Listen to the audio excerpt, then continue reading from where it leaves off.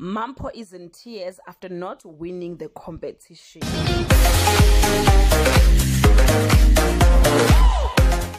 Everyone, welcome back to Sunday Live Show. Thank you so much, guys, for tuning in. I'm here to update you of what's going to happen on House of Zwide from the 17th to the 21st of October 2022 on Monday.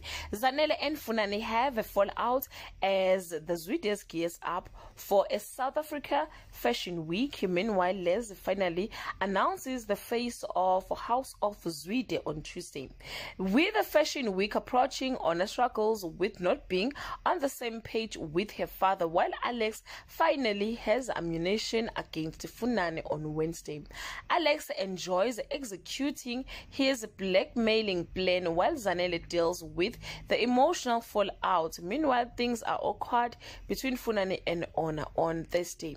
The answer to Alex comes from an unexpected source, while the Zwides find themselves in a crisis mode a day before the fashion show on Friday.